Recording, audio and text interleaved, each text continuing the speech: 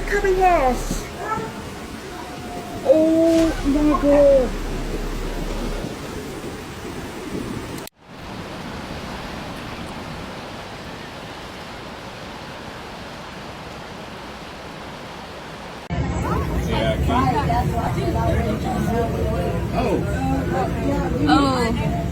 It happened fast. Too fast. In just minutes, walls of water tore through neighborhoods, swallowing roads, homes, and lives. Over the weekend of June 14th to 15th, northern West Virginia was hit by one of its most violent flash floods in recent memory. At least 6 people, including a 3-year-old child, have been confirmed dead. 2 others remain missing. The scenes unfolding in Wheeling and surrounding communities are nothing short of catastrophic, and the search is still far from over.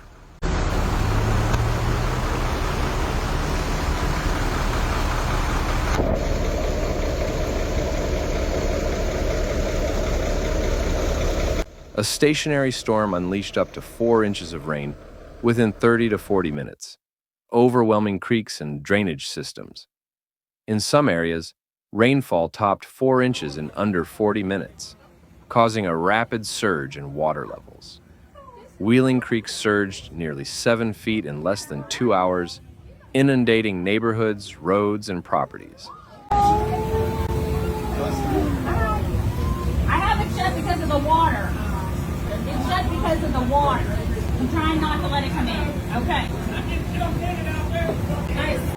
The hardest hit areas include Triadelphia, where 5 of the victims lived, Valley Grove, and segments of Elm Grove and Wheeling. In Fairmont, Marion County, heavy rains on Sunday caused significant damage, tearing off part of an apartment building's exterior wall and compromising roads and bridges. No injuries were reported from the collapse.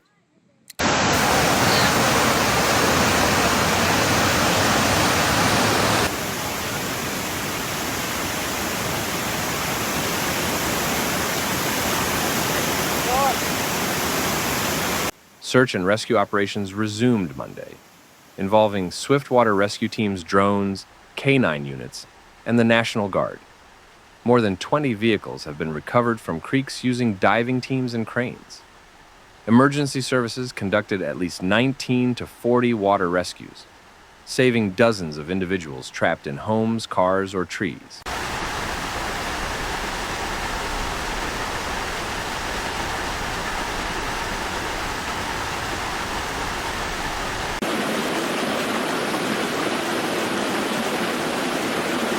Governor Patrick Morrisey declared states of emergency in Ohio and Marion counties. The National Guard and FEMA are on the ground, supporting recovery and urging residents to report damage. Power and water outages affected approximately 1,700 to 2,500 homes, and numerous roads and bridges have been closed or washed out, including US 40, Bethany Pike, Middle Creek Road, Short Creek Road, and several county routes.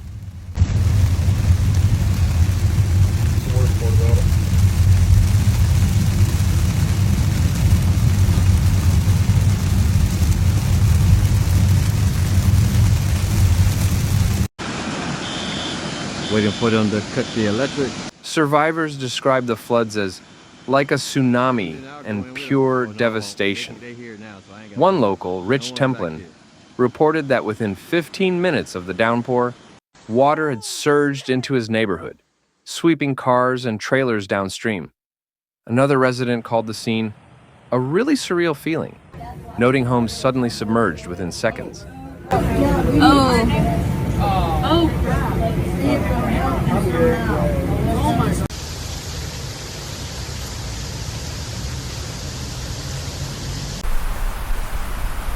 Experts cite this event as a clear signal of climate change. Dr. Marshall Shepard of the University of Georgia described the heavy rain rates, 2.5 to 4 inches in 30 minutes, as a smoking gun for climate-driven weather intensification.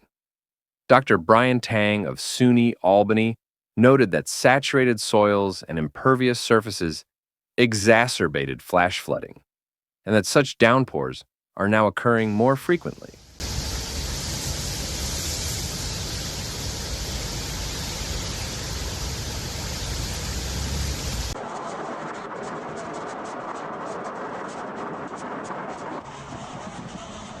The northern Panhandle area has a history of severe floods.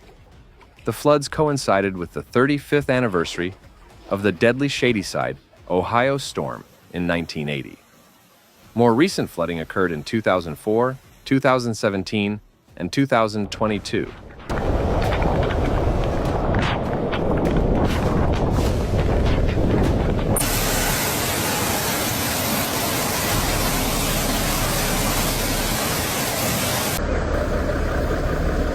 Communities have rallied. Shelters are open at Elm Grove Elementary and Fairmont State University. Local organizations are collecting donations of cleaning supplies, water, food, diapers, paper products, pet food, and shovels. Holy Family Child Care is offering services for families rebuilding their homes.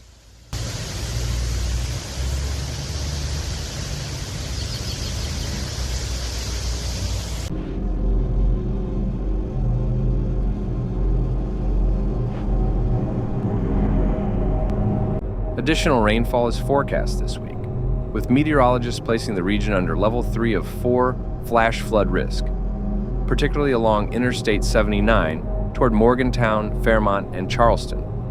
With saturated ground, even 1 inch of rain in an hour could trigger new flash floods. Here, take this.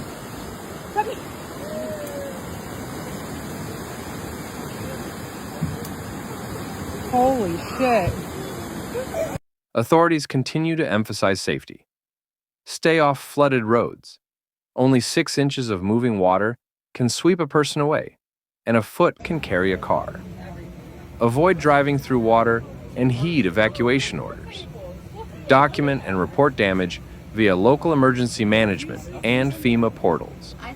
If you need to report a missing person, call 304-234-3756.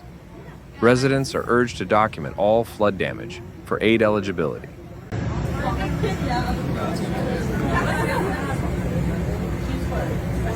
Yes, sir. I don't think it matters at this point, Vinny, but I appreciate it. I would rather you didn't go out in it. The resilience of West Virginia shines as communities begin to recover. But this disaster underscores a dire warning.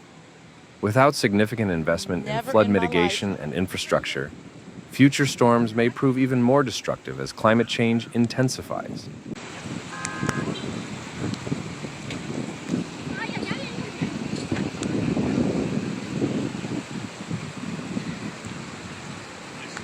I have no idea how I made it through that. Like, I am shaking. Weather forecasters warn that additional rainfall could impact the area later this week.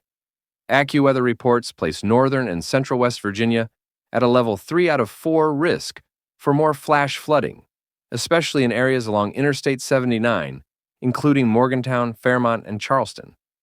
With the soil already saturated, even 1 inch of rain in an hour could be enough to trigger renewed flash flooding.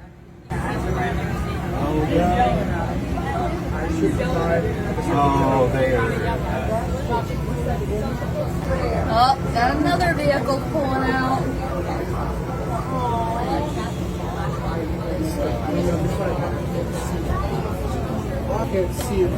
Officials stress that stormwater systems in many parts of the state were never designed for this level of rainfall. Scientists point to climate change as a key factor, with warmer air holding more water vapor and releasing it during more intense and frequent storms. The rain that fell over the weekend in Wheeling is now being called a 1-in-100-year event, statistically rare, but increasingly common.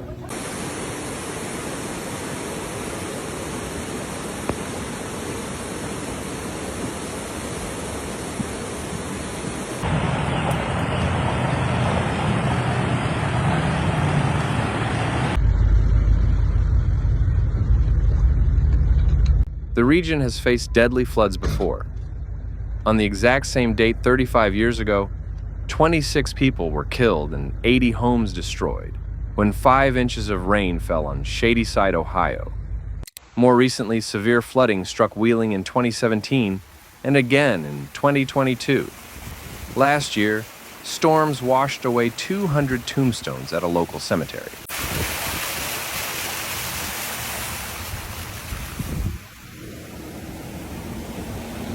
As recovery continues, the governor has renewed calls for legislative action to fund the state's Flood Resiliency Trust Fund, which currently sits empty. He stressed that without investment in flood prevention, disasters like this will only become more frequent and more devastating.